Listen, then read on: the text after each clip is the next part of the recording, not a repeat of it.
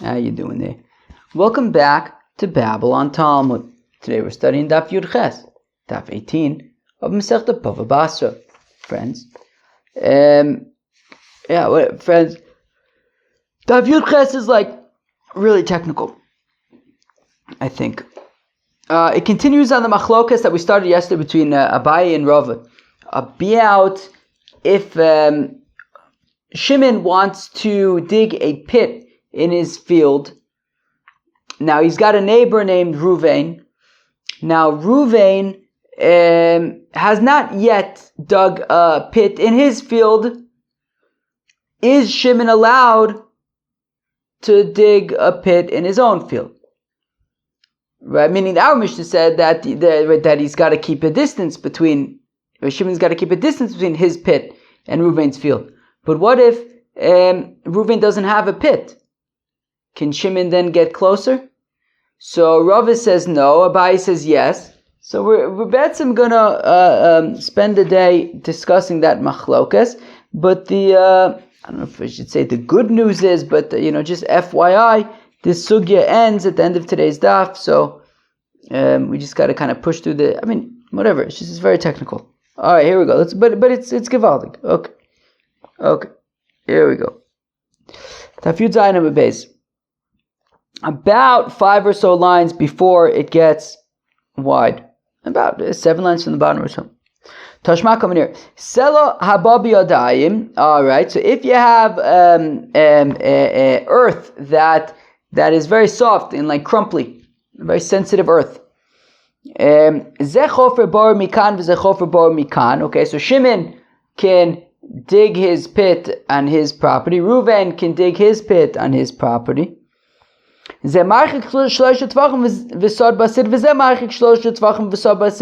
each one needs to distance themselves from the other.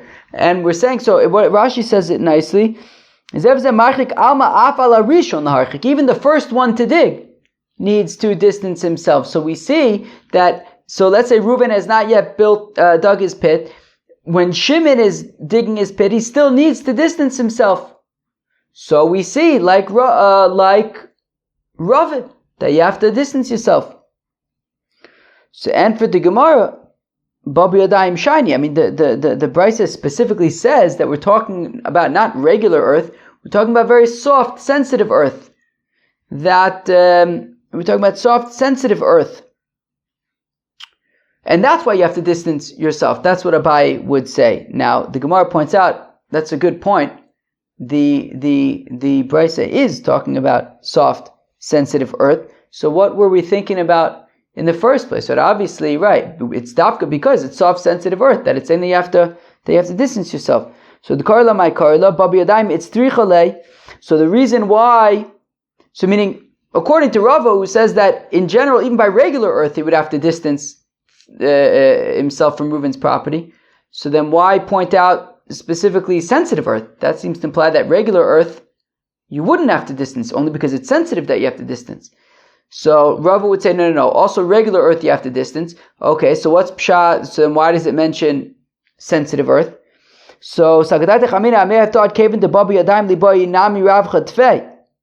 well, I may have thought that taka by sensitive earth you would need more than 3 tfachim. You have to give a lot of space.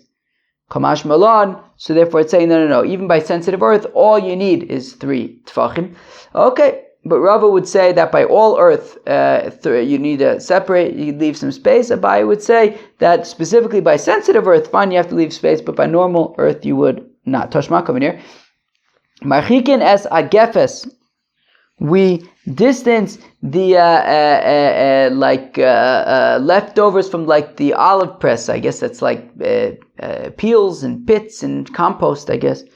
Vesazevel and manure, ve'es amelach and salt, vesasid and lime, vesasloim and flintstones, I believe. Mikosto shechaveo gimot tfachim, from somebody else's wall, 3 tfachim osad basid. So taima diika kosel. Right, so our Mishnah said that you have to distance these things from your friend's wall. So that's because there's a wall. But if there's no wall, then we want to argue that the implication is then get as close as you want, which seems to support Abaye and is a kasha and Rav. Lo, no. Kileka kosel nami lo samich. No. Even when there's no wall, you still can't get too close. Ve'lamai komash malon. So then why do you mention the wall? Hakamash malon dahani koshu l'kosel. What it's teaching us is that these items are particularly difficult for a wall to handle. Okay. We have to distance plants and plowing and peeing minakosel away from the wall. Best thing is to find a lavatory someplace and use that, or at least just find some place not between where I walk to Shuk Machne Yehuda or like. Yeah, just stay away from my house, all right? Pee wherever you want, just not in my Dalet Amos, all right? All right, let's go weiter. Sorry. It's a sensitive topic, because then the power washers come. All right, let's go weiter. Anyways, sorry, I got distracted. Vesmei aglaim min akosel shlosha tvachim. Okay, so all of these things, the plants and the plowing and the peeing, it all needs to be 3 tvachim from the wall. Time adika kosel. So again, we want to say that's because there's a wall. Like a kosel, but if there's no wall, samich, you can get as close as you want.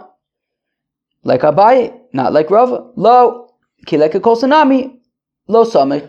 No, even when there's no wall, you still can't get close. Double negative. Ve'ela, my kamash malon. So what's it telling us about why mention the wall at all then? Hakamash malon de mesunto kosher lekosel, that moist things are difficult for walls. Okay. Tashma, come in here. Vesarichayim gimel min hashechev sheindal min harecheb, that the millstone you have to keep 3 tfachim from the wall, from the lower stone of the millstone, and 4 tfachim from the upper stone of the millstone, which is smaller than the lower stone of the millstone, and therefore further away from the wall. Time dika kosel, that's because there's a wall, like a kosel, but if there's no wall, samich, get as close as you want. Lo, no. Ki like a kosel nami, lo samich. Also, when there's no wall, you can't get close. Double negative. When there's no wall, you can't get close. Is there any way to avoid the double negative there? I don't think so. Ve'ela, my kamaj malon. Oh, kamaj malon. It's teaching us the following. De Turaya kosher lekosel, that, what's Turaya? I think the moving around of the ground, I think. Yeah, the moving around of the ground, because when you I'm not a miller, but I guess when you mill stuff around, it shakes up the ground a little bit, and that's bad for the wall. Tashma, come here. And the oven, 3 tvachim from the bottom of the oven, which is 4 tvachim from the, I guess where it gets thinner because it's like a cone. Taima dika kosel, that's because there's a wall. Like a kosel, if there's no wall, samach, you can get as close as you want. Lo, no, ki like a kosel nami lo samach. Even when there's no wall, you can't get close. Sorry for the double negative. Ella, my kamaj malon, what's coming to teach us? Oh, kamaj malon, the havlo kosher le kosel, that heat is bad for the wall. The wall is sensitive to heat. Okay, fine. That was kind of pulling stuff out of our Mishnah. I think things kind of... Okay, now we're going to have some more examples. Things are going to start slowing down, I think. Tashma, come and hear. Lo yiftach adam chonis shel nachtomen. Okay, this is going to be a Mishnah on Daf Chaf. Yeah, in 2 days from now. Tashma, come and hear. Lo yiftach adam chonus shel nachtomen. A person should not open a bakery, because in a bakery... Meaning, you can open a bakery, which is not in the following scenario, because a bakery has a lot of ovens and produces a lot of heat. Vishal tzabayin, or a dyer's joint. Is that what it's called? Where you dye stuff? Why not? A dyer's joint, or a dyeing store, I guess. Tachas otzaru shel chaver. Don't make these things beneath your friend's storage facility, right? So if Shimon is on the bottom floor and Reuven's on the top floor, and Reuven's storing grain and olives and stuff up there, Shimon on the bottom floor should not decide that he's going to open up a bakery geschäft and install all these ovens and heat, because it's going to be bad for Reuven's storage enterprise. Okay. V'lo refes baker, nor can Shimon open up a cowshed down there when Reuven is storing stuff up there, because also it's going to be bad for whatever Reuven is storing. All right. Where am I? Okay. Fine. Time of the Ika Otzer. So the reason why it's not allowed is because there's an Otzer, because there's a granary, because Reuven is storing stuff up there. Haleka Otzer. But if Reuven was not storing things up there, Ovid. So then you could make this, then you would be able to make this like granary and stuff. Okay. So I think the point is that you can get close, right? Is that the point? I think that was the point. Also, yeah, right? I think that was the point. Yeah. I think that's the point. So meaning the reason why Shimon can't open a bakery or a dyeing joint or a cow shed on his bottom floor is because Reuven has a storage situation going on upstairs. But if there wasn't, then Shimon would be able to, and I guess we're not concerned about getting too close or anything like that. So Dira Shiny, well, a place where one lives is different. What does Rashi say? Dira Shiny, Chonos V'Refes, Baka Dirason Shal Adamim, there where a person lives. Vein Lanu Lesser Dirasu Olav Elimken Hezek Muchin, and we have no right, we have no place to tell somebody how to use their own home unless it's causing immediate damage, right? So if it's going to cause damage to Reuven's storing stuff, so then it's a problem. But if Reuven's not storing anything up there, so then Shimon can do whatever he wants in his house. But that's specifically halacha by your house, but not necessarily by pits and things. Dekanami, we can also infer that it's specific to your house.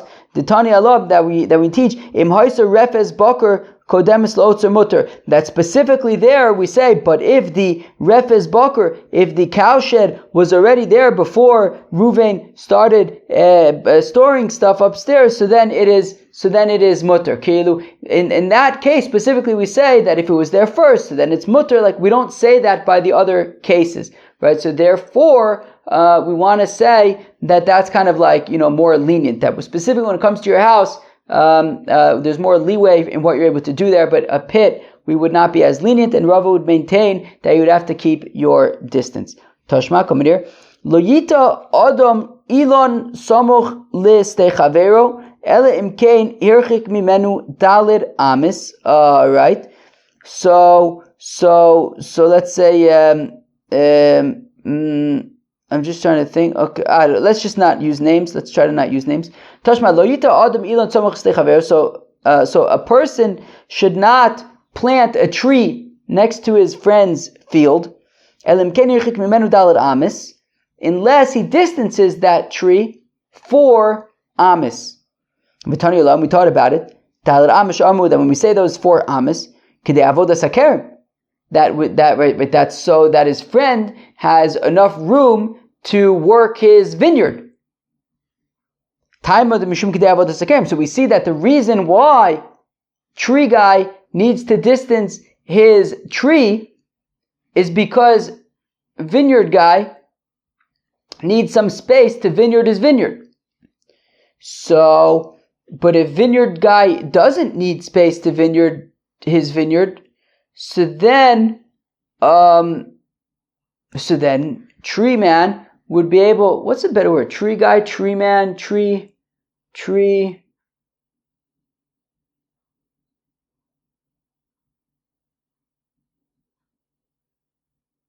A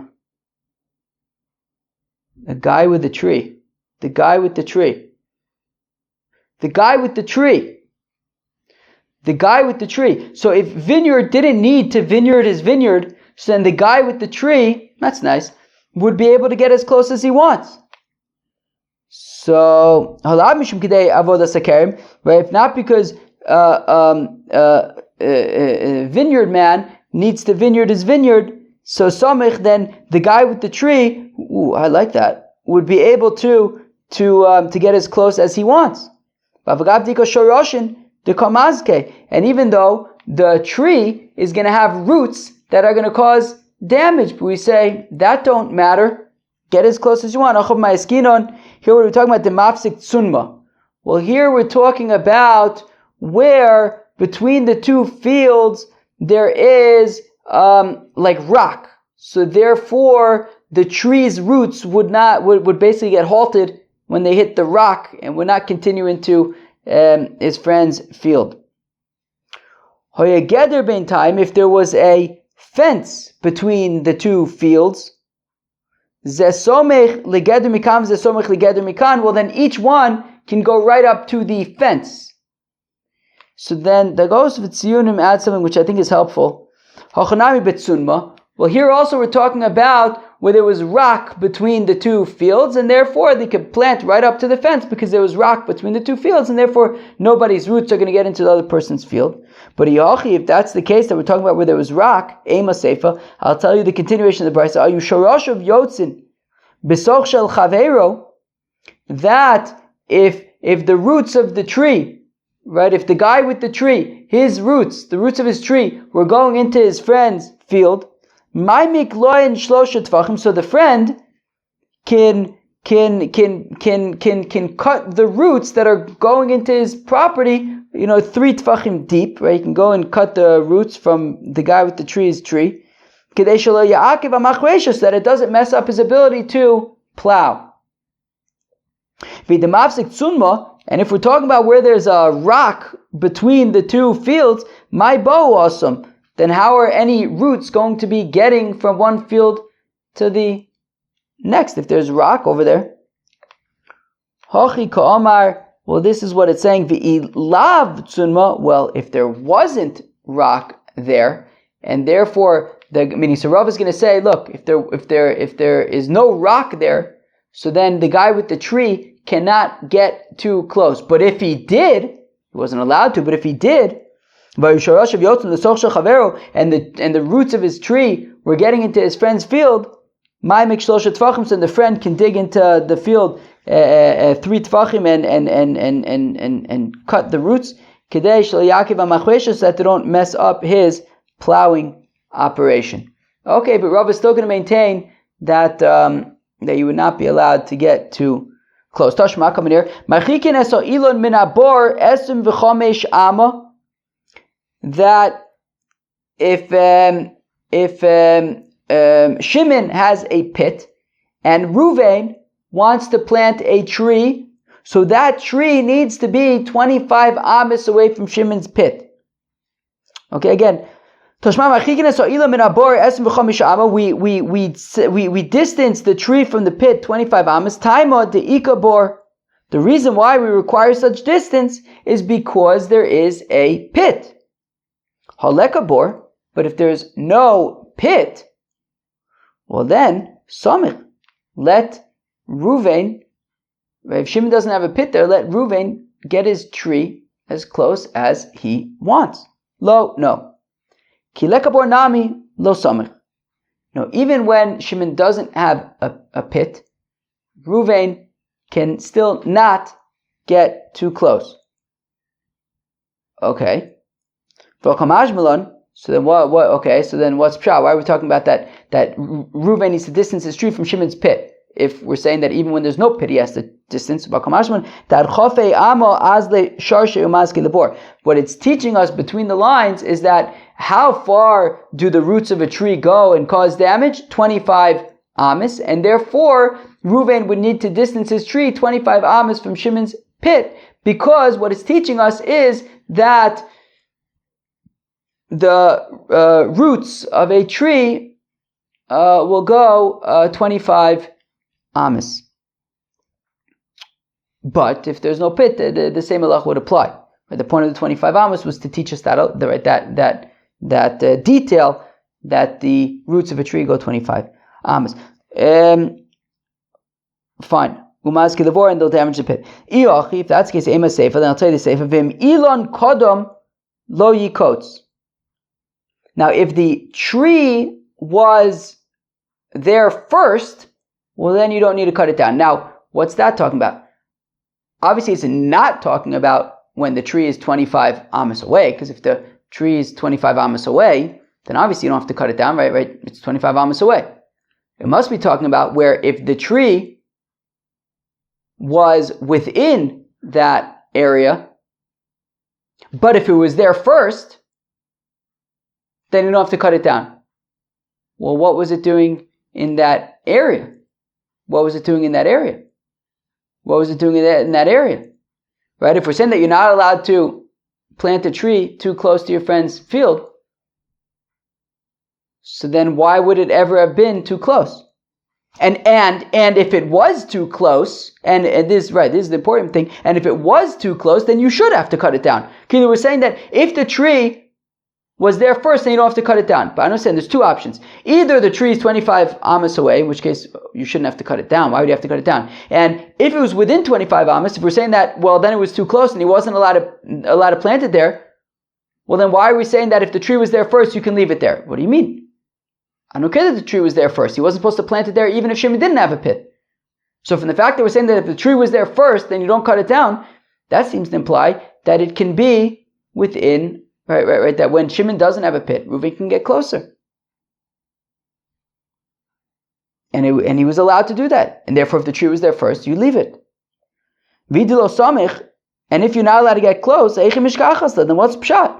Again, right, if it was more than 25 amos away, obviously you wouldn't cut it down. If it was within 25 amos, so then it must be that he had permission, because otherwise you should have to cut it down.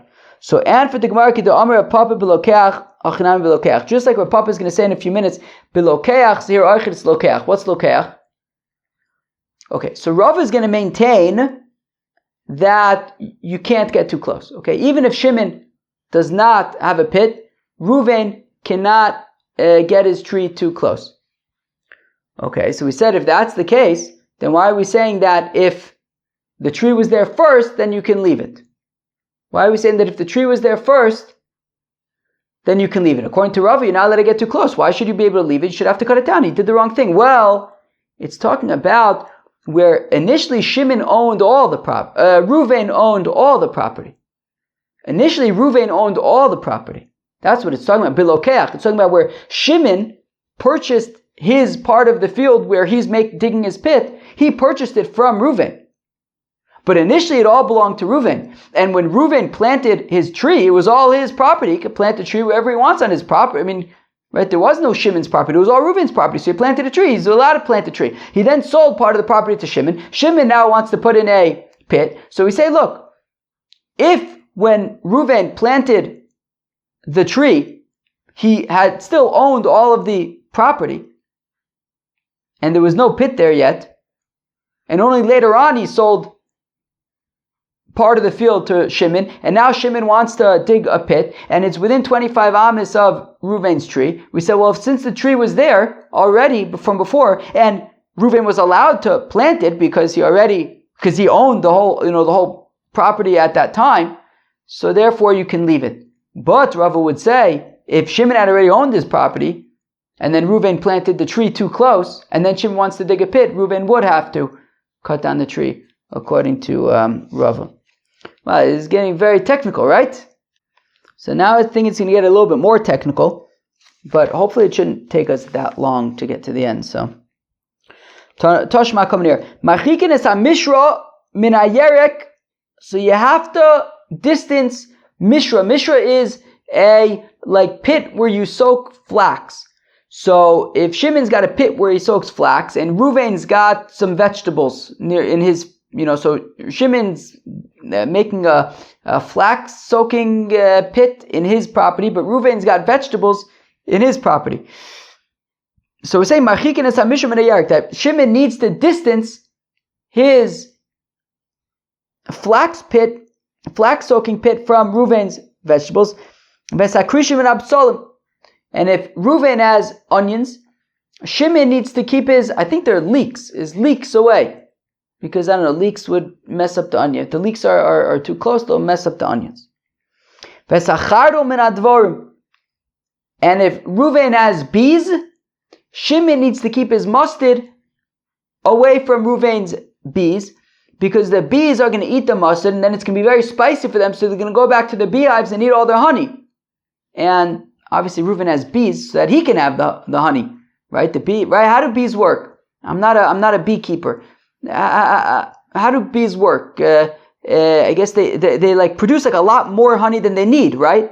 So they, I guess, take whatever they eat, whatever they eat, but there's plenty of surplus, and then the human people, they take the surplus. Is that how it works? So basically, Reuven says, "Hey, Shimon, you don't plant your mustard, because then my bees are going to eat your mustard. They're going to get all spicy. They're going to come back and they're going to have to, kill that spice with their own honey, and they're going to eat up all their honey. I'm not going to get anything." Okay. Taima de Ika Yerek. So the reason why Shimon needs to distance whatever he's doing, whether it's the flax soaking thing or whether it's the leeks or the mustard, it's because Reuven has got his own stuff on the other side. Haleka Yerek, but if Reuven didn't have, vegetables or whatever, Samich, let Shimon get as close as he wants. Lo, no, Kileka Yerek Nami Lo Samich. Double negative. Even when Reuven doesn't have vegetables, still Shimon can't get too close. What it's teaching us is the Hani Kashu Adadi. And what it's teaching us is that these things are bad for each other, right? That mustard is bad for bees. That leeks are bad for onions. All right, fine. But if so, then let's go weiter. Rabbi Yossi Matir Bechardol. Rabbi Yossi says that actually Shimon can get close with the mustard, because Shimon can argue to Reuven,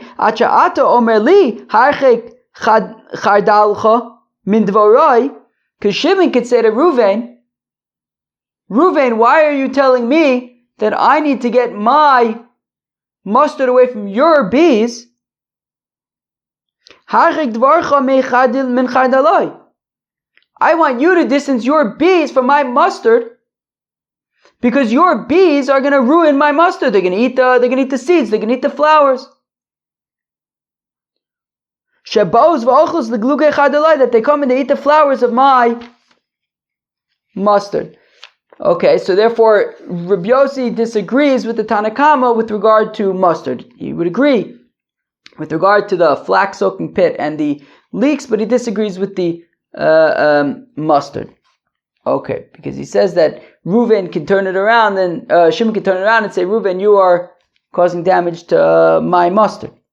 You need to distance yourself. V'i delo samich, and if we're talking about where you're not allowed to get too close, okay, senhechi mishkachas lo. Because according to Rabbi Yossi, right, Rabbi Yossi had said that when it comes to the mustard and the bees are mutually damaging. So if you're not allowed to get too close, then how do you have this situation? What's the situation? The situation is Reuven's got his bees. Shimon wants to plant mustard. Reuven says, you can't plant mustard. I got my bees. But if we're saying that you can't get too close, and according to Rabbi Yossi, they're kind of mutually damaging, right? Reuven argues that Shimon's mustard is bad for his bees. Shimon argues that Reuven's bees are bad for his mustard. So it's kind of like mutually damaging. So how could Reuven have gotten his bees close to Shimon's field and property in the first place? You shouldn't be able to get too close. Right? Because Shimon, Reuven's bees could potentially cause damage. So how could Reuven get close in the first place? So Rav Papa Belokeach, says Rav Papa, it's talking about Belokeach. You could say it's talking about a scenario where Reuven initially owned the whole property and he had his bees there. He then sold part of his property to Shimon, and now Shimon wants to plant mustard. Alright. Fine. Okay. Okay, fine. Rashi, I think, says it actually fakert, but I don't see why it should make any difference. Okay. But the point is that meaning one person owned all of it and he got started, and then the other wanted to do something, but there was already the other thing too close. Okay, fine. But if that's what we're talking about, I'm going to stick to my narrative. I think that what is Rashi belokeach? Yeah, but the thing is that the Bryce is talking from the perspective that you can't make the Mishra close to the Yerek. So I feel like it implies that the Yerek was there first, not the Mishra. Why is Rashi saying Mishra b'soch sadeu or zara shem chayda mocher chetza mechza sadeu le'acher v'alokeach zara shem Yerek or emid dvarim? I feel like it should be fakir. That Kila Reuven already had the vegetables or the bees or whatever it is, and then he sold part of the field to Shimon. Now Shimon wants to make his flax thing, or right? We say, and that's where we're entering. I assume that's pshat. So even lokeach. So if we're talking about lokeach, so my time with the Rabbanan. So what's pshat with the Rabbanan? Why are the Rabbanan saying that there is an issue over here? Then why are the Rabbanan saying that? Okay, so I think Itaka. Okay, so I think the way that Rashi says Itaka does, it's kind of a funny scenario. But okay, it sounds like it's talking about this. It's talking about where Shimon actually initially owned all the stuff, and when Shimon owned all the stuff, so then he made his flax pit or whatever. He then sold part of the field to Reuven. Reuven then planted vegetables and stuff. Okay, I guess that makes sense. And Reuven's vegetables aren't causing any damage to Shimon's flax pit, right? It's fakert, right? It's Shimon's flax pit that's causing damage to Reuven's vegetables. So again, Reuven initially owned the whole field. Shimon initially owned the whole field. He planted a flax pit. He dug a flax pit. That was fine. He owned the whole field. That was fine. He then sold part of the field to Reuven. Reuven planted vegetables. Reuven's allowed to plant vegetables. His vegetables aren't harming Shimon's flax pit. The problem is that now that Reuven has these vegetables, Shimon's flax pit becomes an issue. So we're saying that Shimon has to distance his pit. But the thing is, if we're talking about Ibilokeach, if we're talking about where Shimon initially owned the whole field, and that's when he dug the pit, my time to Rabbanan, why do the Rabbanan say that he has to distance his pit? I mean, when he dug it there, Reuven didn't own any part of it. It was entirely his field. What's the problem? But more so, my time to Rabbi Yossi. Right? Afilu Mishra v'yarkanami. Why does Rabbi Yossi say that only by the mustard and the bees it's okay? Again, right, if we're talking about where Shimon initially owned the whole thing, then he didn't do anything wrong, even when it comes to the flax pit and the leeks. Ravina says, Ravina, Kasavi Rabbana, the rabbis say, Alamazik lahachik es atzmo. Well, the rabbis hold that it's the responsibility of the damaging party to distance himself. And therefore, Reuven is planting vegetables. His vegetables aren't causing any damage. But Shimon is the one with the damaging thing. He's got the flax pit, so it's his responsibility to distance himself. Which implies that according to Rabbi Yossi, it is the damaged party that needs to distance himself. Well, al hanizak, if it is the damaged party that needs to distance himself, well then afilu Mishra v'yarka nami. Well then, say that by Mishra v'yarka as well. That meaning Rabbi Yossi specifically says that by the mustard and the bees it's allowed. But if it's the damaged party's responsibility, right? So by the flax soaking pit and the vegetables, for example, if Rabbi Yossi says that it's the damaged party's responsibility, i.e. Reuven, the vegetable grower's responsibility, well then Rabbi Yossi should say there also that Shimon doesn't need to do anything about his pit. So the Olam Rabbi Yossi nami alamazik sfirle. So rather Rabbi Yossi also holds that it's the damaging party's responsibility, and therefore it's right. Shimon needs to distance his flax pit or his leeks. Yossi the Rabbanan, and what Rabbi Yossi is saying to the Rabbanan, the reason why Rabbi Yossi disagrees when it comes to the mustard and the bees is Tenach Mishra v'yarka. That Rabbi Yossi says, look, I agree with you when it comes to the vegetables and the flax pit, right? Shimon's got a flax pit, Reuven's got vegetables. So Rabbi Yossi agrees that it's the damaging party that needs to distance themselves, i.e. Shimon.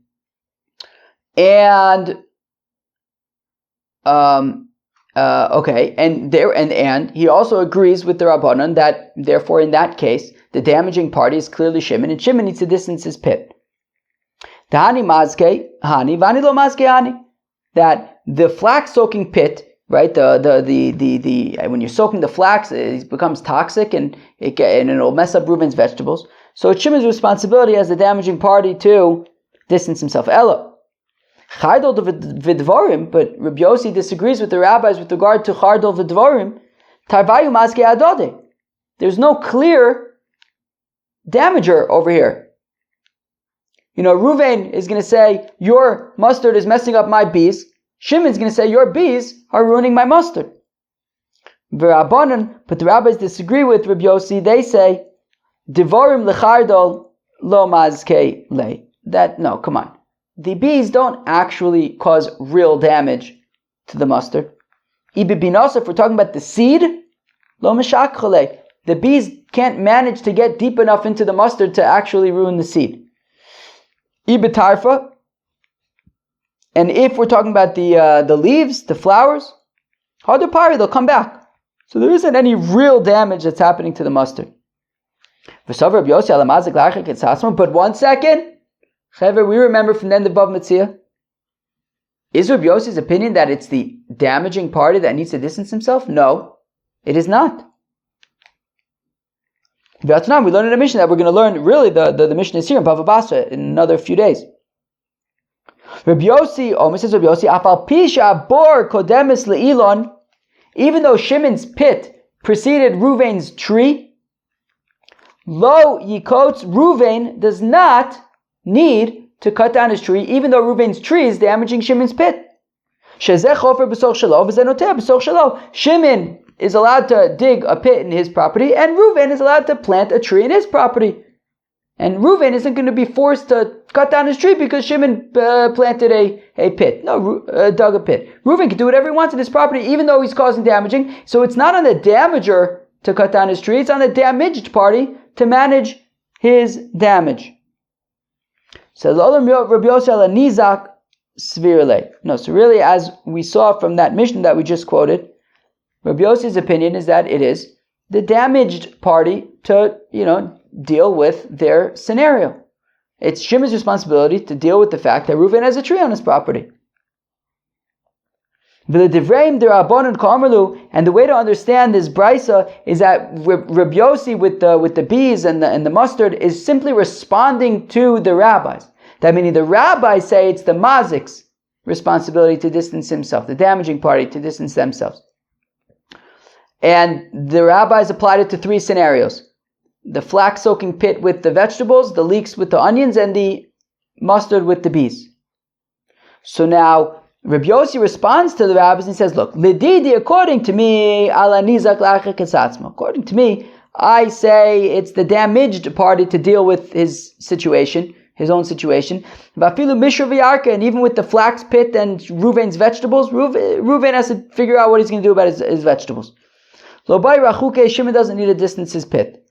But according to you, de'amrisu, that you say ala mazik, that you disagree with me, and you say that is the damaging party to distance themselves. So Shimon would have to distance his pit. But Teinach Mishra v'Yarka, look, I agree with you when it comes to the flax soaking pit and Reuven's vegetables.